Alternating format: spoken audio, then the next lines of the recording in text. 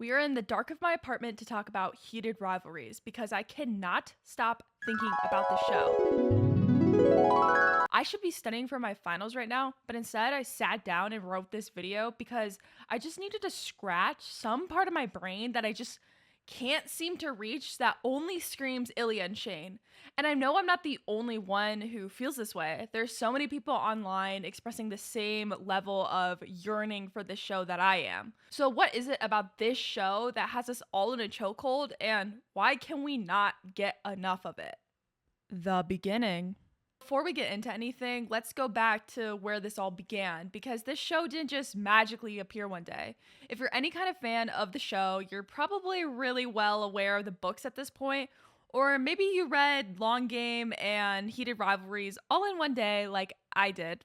Ilya and Shane are only one of the romances in the Game Changer series. This series has 6 books total, but only 2 and 6 are the books that focus on Ilya and Shane.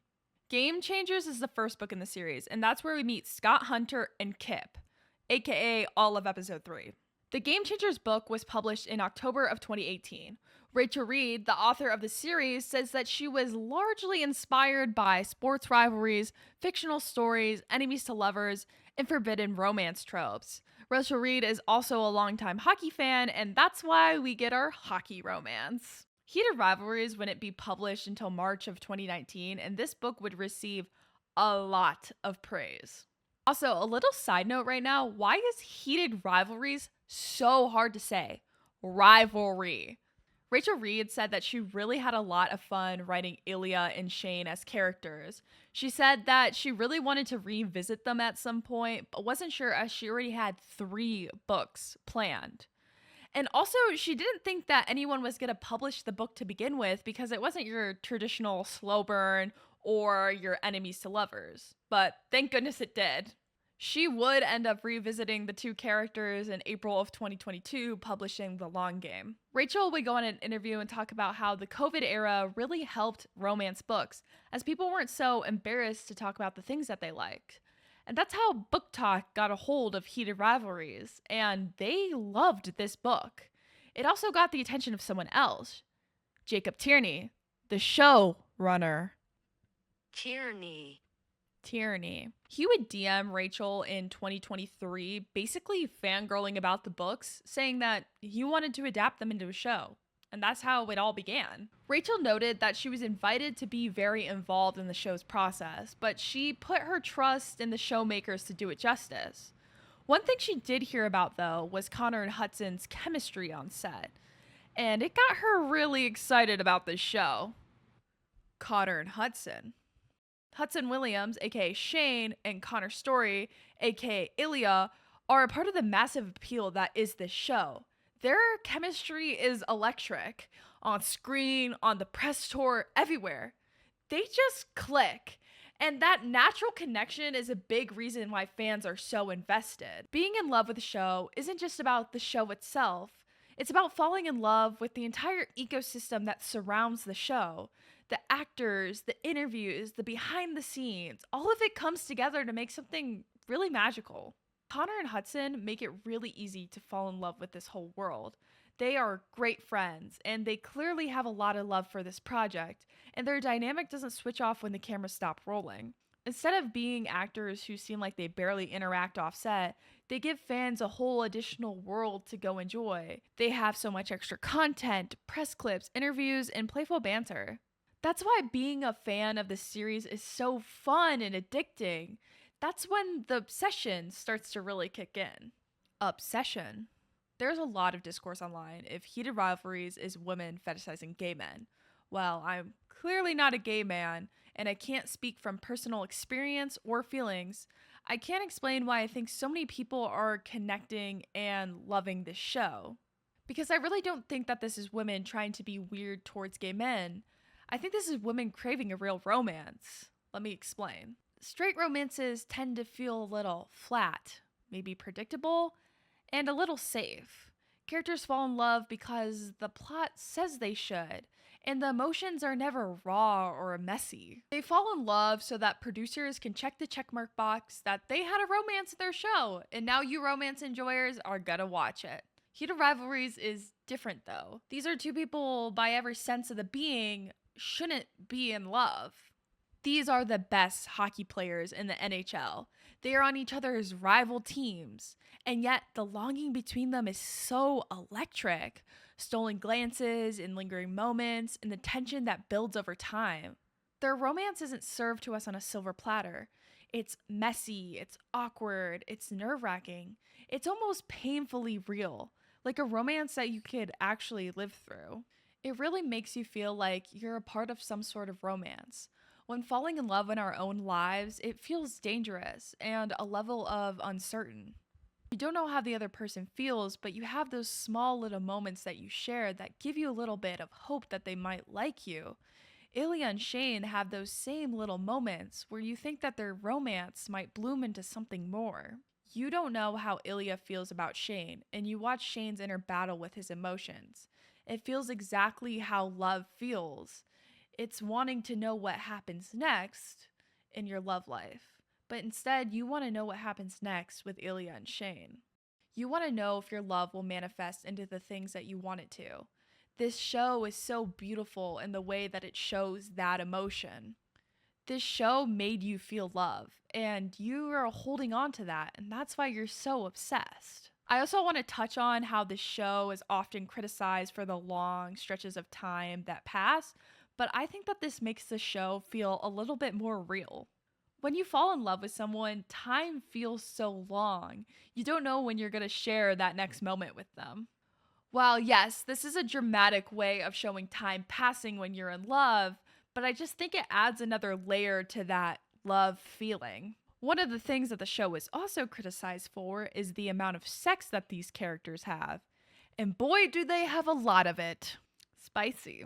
Ilya and Shane share a lot, and I mean a lot of spicy moments throughout the show. They really throw you in from the very first episode with the amount of sex these characters are gonna have. I've heard a lot of discussions online about how this takes away from the overall plot and story of the show, but I could not disagree more with the statement. I like that the show shows so much of this content, and not in a weird way.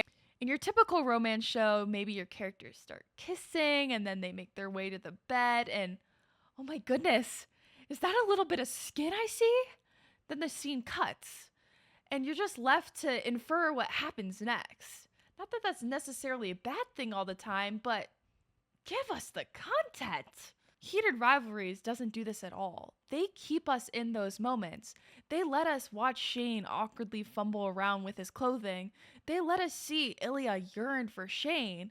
They aren't scared to let us see all the emotions that happen within these scenes. They don't want to just cut you out, they keep you right in them. They let us sit in these moments fully, not scared to show their love affair, and it almost feels like we're living alongside them, experiencing this kind of magic firsthand. These intimate moments aren't just for shock value, they are there to deepen the story. We've seen the vulnerability, the desire, the tension, and it's almost like we've earned it. You lived in their moments of flirty text and stolen glances, and you got to where you wanted to go. You earned this moment with them. You aren't just watching the show, you are witnessing two people navigate attraction and longing in a way that almost mirrors real life. Every glance, every touch, every awkward pause tells you a little bit about who they are and how they feel about each other. It's not just about the spicy scenes, it's about the context and the waiting and the patience and the buildup. You felt the weight of every moment. You felt the anticipation. You felt that time passing. The show trusts that you felt those emotions and that you got to sit with them, and now you get to notice all the small details that makes their romance just feel so real. You just experience the feeling of love through a TV show. Misogyny. I'm adding this part a little bit as an extra after talking with some friends about the show. I think many women would agree that a lot of the ways that female characters are written in fiction often reeks of misogyny, especially in romance. They are the weaker, quieter, dainty, looking for a man to come save them and protect them. I want to read you this quote from my friend Croza because I think she words it best. Like, I've never questioned my gender growing up, but low key, BL makes me wish that I was born a boy, literally just in the way to be seen as an equal partner and not having to deal with the innate sexualization of being a woman. It feels amazing to experience a romance story where you get to be the cool guy who is super athletic. You aren't the girl cheering from the sidelines for the guy who is the hockey player. You're suddenly the hockey player in love with another hockey player. It gives you as a woman just some sort of gender envy you didn't realize that you had. You just want to feel like you're on an equal playing field with everyone else in the romance, and that's okay. And it's really sad that us as women only feel like we get that experience from literally watching gay romance. Vulnerability. Another thing that gets us really hooked on this show is how vulnerable these characters are. From a pure looks perspective, these are the kind of people that men and women fall in love with, those hot, strong athletes. The type of people you gossip about to your friends about your celebrity crush. But these are men, NHL men. When you think of the stereotype of an athlete, you're probably going to think of macho men. Men who really want to be, well, manly. These are your strong, built, stereotypical men. The book goes into depth a lot about these stereotypes and how it kind of affects people in the book's relationships, especially Ilya and Shane. So I'm not going to get too deep into it, but we all know what I'm trying to say, right? We all know those types of men, men who really identify with the idea of being a man. And usually those categories fall into men who are athletic or are athletes. Ilya and Shane are those strong, built athletes, but they don't fall into their stereotypes. They are vulnerable. They don't have to act okay all the time. They don't have to hide their emotions and act tough. Well, they do have to hide their emotions when it comes to each other, but that's just, they are strong, masculine men while also being open, uncertain, and deeply human. They make mistakes, they stumble over their feelings, they wrestle with desire and fear in the same ways that we do. It's something that manly men don't do. They always feel like they have to be the man for their partners, strong, in control, and never show an ounce of vulnerability. It is a reminder to us all that we don't have to fit into the rigid molds of masculinity to be loved. It almost feels like we're witnessing something rare. Love about performing a role or living up to an expectation. It's all about two people daring to be themselves completely. And honestly, that rawness keeps us hooked. It's intoxicating. It's real in ways that so few romances on screen ever feel like they are. It doesn't fit into any molds. It's their love, and we just get to experience it. Fandom. Like anything that gets to this level of obsessiveness, it's only fueled by each other, the fandom. You might have casually enjoyed this show and waited in anticipation for the next episode if it wasn't for the fandom. It really drives home that obsessiveness.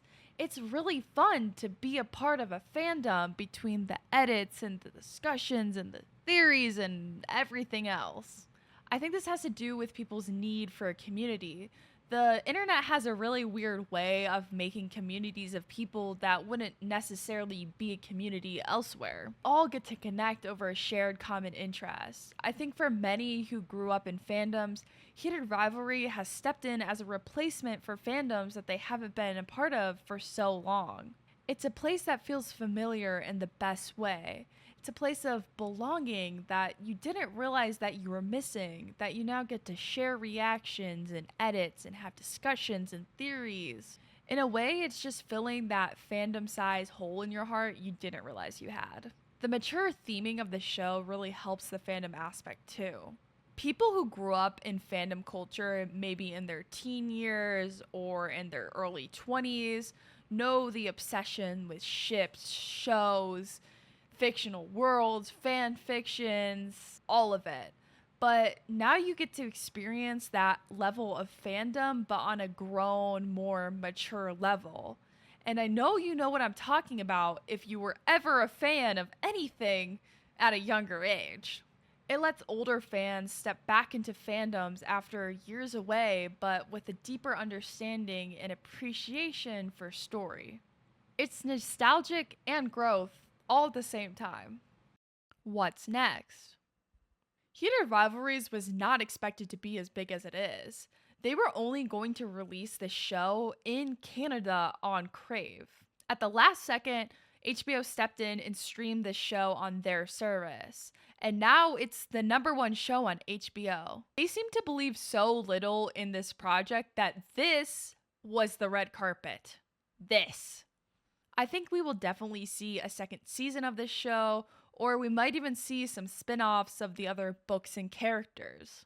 There is no way that they fumble so bad that we don't get a second season, right? This isn't going to be like that other Russian Japanese romance on skates that I like, right?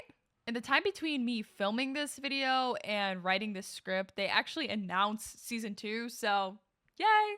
People have been theorizing though, is this going to spark more gay romance shows, or do they go the opposite direction and maybe they only start uploading hockey shows? I don't think that either of this is going to happen. I think famously in Hollywood, queer media is completely ignored, even though it manages to gain such popularity in so many different ways.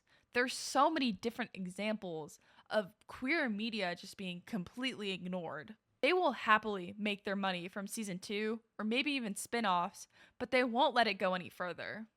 I think this is a really sad reality of the entertainment industry, but I can only hope that maybe this show will change something.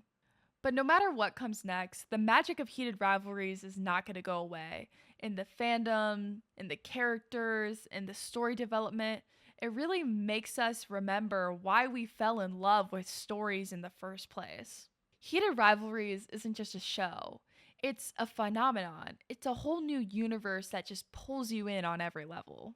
It's a show that lets us fall in love, not only with the characters, but the universe that they exist within, and the fans who share the same level of excitement.